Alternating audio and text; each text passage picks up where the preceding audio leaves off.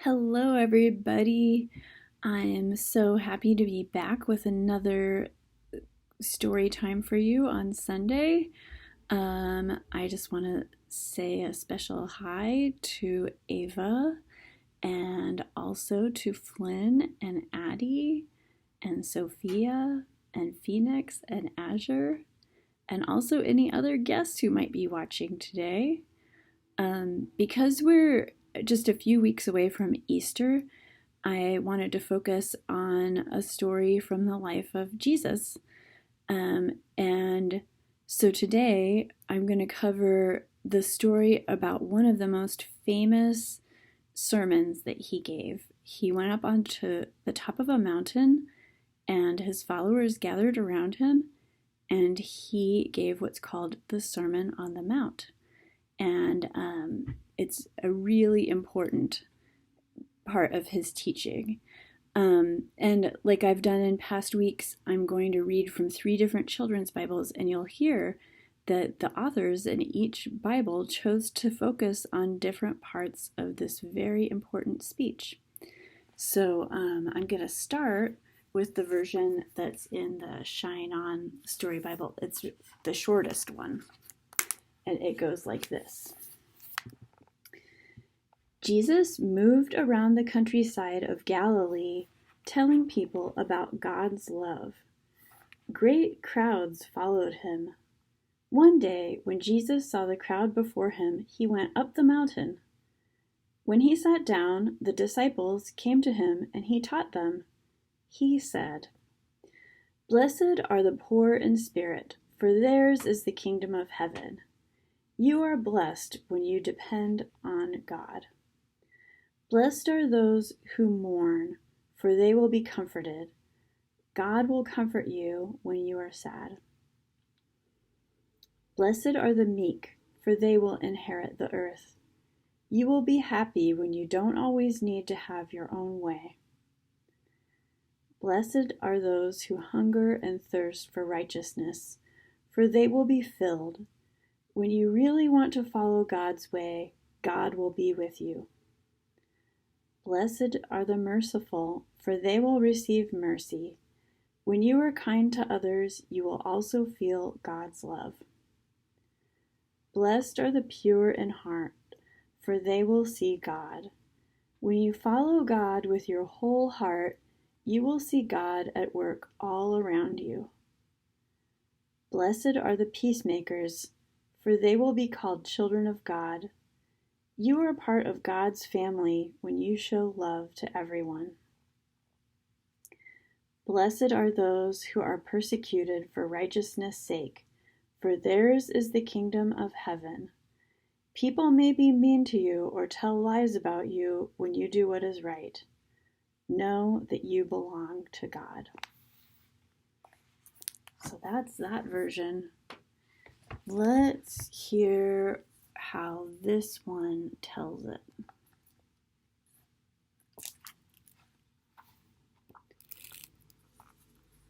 Thousands came to hear Jesus' Sermon on the Mount. Jesus saw the crowds who were there. He went up on a hill and sat down. His followers came to him. Jesus taught the people. This is what Jesus said. Those people who know they have great spiritual needs are happy. The kingdom of heaven belongs to them. Those who are sad now are happy. God will comfort them. Those who are humble are happy. The earth will belong to them. Those who want to do right more than anything else are happy. God will fully satisfy them. Those who give mercy to others are happy. Mercy will be given to them. Those who are pure in their thinking are happy. They will be with God. Those who work to bring peace are happy. God will call them his sons. Those who are treated badly for doing good are happy. The kingdom of heaven belongs to them. People will say bad things about you and hurt you, They will lie and say all kinds of evil things about you because you follow me. But when they do these things to you, you are happy. Rejoice and be glad. You have a great reward waiting for you in heaven. People did the same evil things to the prophets who lived before you. You are the salt of the earth. But if the salt loses its salty taste, it cannot be made salty again. It is good for nothing. It must be thrown out for people to walk on. You are the light that gives light to the world. A city that is built on a hill cannot be hidden, and people don't hide a light under a bowl. They put the light on a lampstand. Then the light shines for all the people in the house.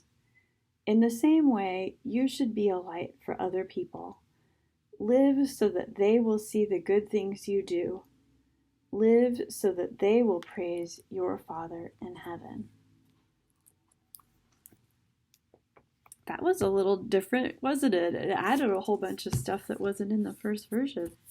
Okay, and now the Children of God storybook.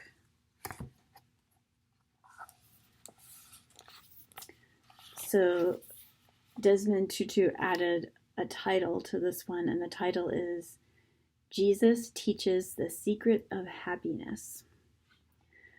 One day, Jesus told his followers about God's dream of a world where all the children of God are loved and cared for, and no one is left out.